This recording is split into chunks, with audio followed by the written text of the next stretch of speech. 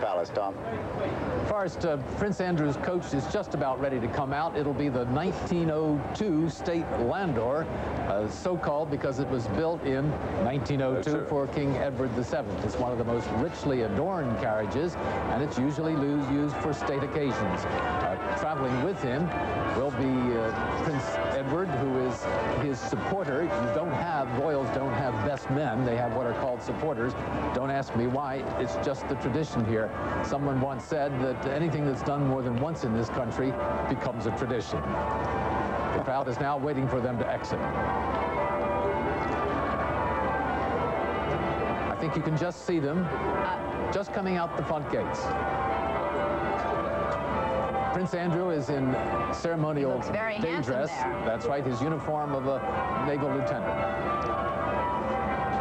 He looks slightly nervous, but he's managing to keep a grin on his face. And, of course, he is accompanied, as Tom mentioned, by his supporter, Prince Edward, who is keeping a good grip on things for his brother. One thing to remember, Forrest, he served in the role of supporter for his brother, Prince Charles, back in 1981, and he rode in the carriage with Prince Charles when he made the procession to St. Paul's Cathedral on his way to getting married. And there he is with his younger brother, who was also a supporter for Prince Charles, Prince Edward. I'm sorry, Tom was asking about where does a supporter come from, which I don't actually know, but Prince Andrew gave a clue last night when he said, well, my brother will have his finger firmly in my back all night time, which is what a supporter does. You know, the distinction in uniforms, of course, was that Prince Edward was wearing the uniform of the Royal Marines, whereas Prince Andrew was in the ceremonial day dress, which is required of a Royal Navy lieutenant. Prince Andrew pulls down $20,000 a year for his work as a Royal Navy lieutenant. Say he looks very happy. He is doing, as Tom Fenton said, the Windsor wave, the way we refer to it in the United States. He's looking very happy there in the carriage. Now, Lady Antonia, this carriage is used on occasions when Scotland is having some affair with the Queen. Yes, indeed. She goes on state visits to Scotland, to Holyrood, as she does once a year. And of course, the British royal family is very conscious of its Scottish origins. In fact, Sara Ferguson and Prince Andrew are both descended from King James I, our first Scottish king. That's the descent they have in common. And the Queen Mother is Scots, so there's a lot of Scots blood there, so the Scotch coach is extremely appropriate. He must be feeling very pleased this morning, having been made Duke of York. There were some rumors way back after the Falklands War that he would get made Duke of York back then, but the Queen supposedly didn't want to make him Duke of York back then. As you see, moving along the procession, Philip, Duke of Edinburgh, and Queen Elizabeth II, still making their way, accompanied by the Horse Guard, which is their escort, and they seem to have picked up the pace a little slightly, haven't they? They're trotting now. They're trotting. They want to hit this thing to the minute. I think they did that perfectly well back in 1981, Lady Antonia. Yeah, they did indeed. Yes, we were amazed. You know, we were imagining, like the rest of the world, they might be a bit late, but they absolutely came on time. But British royal processions, if I may say so, are famous for their scheduling. Princess Diana, who has made an enormous stir in London with her attention to polka dots. People all over the city have decided to come out in polka dots. They all started, I think, with a pair of polka dot socks that she slipped on one day. We should mention that in the carriage with Princess Diana is, of course, her husband, the Prince of Wales, who sometimes gets lost in all the attention onto his wife. There we see Prince Edward. Lady Antonia, do you think now he'll be feeling the pressure of the last eligible prince in Britain? I was just looking at him and thinking, is he thinking my turn next, you know? And I should think that as he is the last eligible prince in Britain, there'll be some young ladies in the Abbey who will be eyeing him and thinking, maybe I too could ride in a glass coach. Well, he has a young girlfriend, I believe, is named Elizabeth Wakeman, is that correct? Yes. 21 years old. She's going to have a little pressure on her now. I think that the cameras are going to start pointing at her from now on, and she's going to have a bad time, because we all love royal weddings. We will be back in just a moment with more coverage of a royal celebration.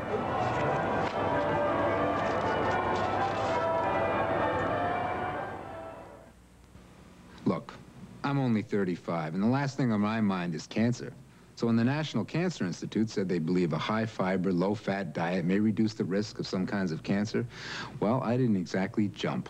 But then I found Kellogg's All Brand with fruit and almonds, and I started thinking, if I can make changes like getting more fiber now and get apples, raisins, and almonds in the bargain, why put it off another year? Look for new All Brand fruit and almonds next to original Kellogg's All Brand. Eve, any any snacks around here? You know, pretzels, cookies, candy or something? Oh, here, Adam. Try some of these. What do you call them? Grapes, a natural snack. They're low in sodium and calories. Juicy and bite-sized. You got any more? Sure, but this is tempting. Try it. Eve, I think I'll stick with grapes.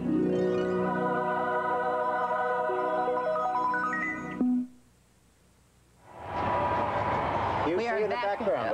Excuse me. We are here at the outside Westminster Abbey, and the Queen is about to arrive. You can begin to hear the cheers for her and her husband, Prince Philip, the Duke of Edinburgh, and they are about to pull up to the door of Westminster Abbey, where she will get out and go into the Abbey to see her son, Prince Andrew, married. Preceded as we are moving into this area, the crowd, of course, is going wild, is the Queen's escort, the household cavalry riding ramrods straight in their saddles. The Queen just back away from where we can see.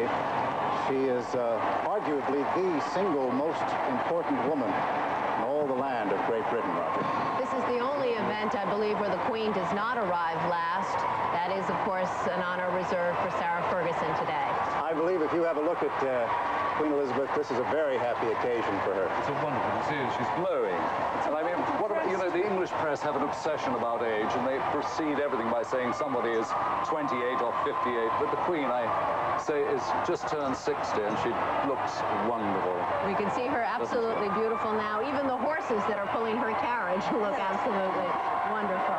Lady Antonia, there was a time when the British royalty did not receive so much attention, but this family gets more attention than any family in the world. I think it's the cleverness of the Queen in developing the family idea. It's not just her. She's the centre of it. But in her reign, she has made it an absolute family affair. Oh, look at her. Doesn't she look wonderful? And behind her is the Queen Mother, along with Princess Margaret, who also looks absolutely wonderful. She is a royal favourite, from what I understand. She's always top of the pops, don't you think, Roger? The groom, as we are seeing on the screen, is coming along behind his mother, coming along behind his grandmother. He is passing through, if you'll see it, Admiralty Arch.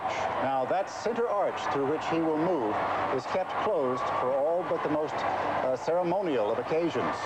And as a member of the Navy, when Prince Andrew passes through it is, of course, an important moment for her. I must say, right down here, there are a lot of carriages, a lot of royals. We see Princess Diana, Prince Charles. Queen Elizabeth is stepping down from her carriage now.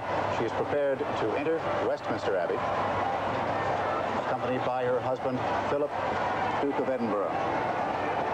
Just behind her, preparing to move into the Abbey, is her mother. Along with Princess Margaret and Princess Margaret's two children are in the carriage with the Queen Mother and Princess Margaret. They all have beautiful hats on. That's something we don't see very much of in America. It is a spectacular moment, and Roger, we can say as much as we'd like that the British know better than anyone how to put on a show like this, but until you see such an occasion, it's hard to believe. We've been doing it quite a long time, actually.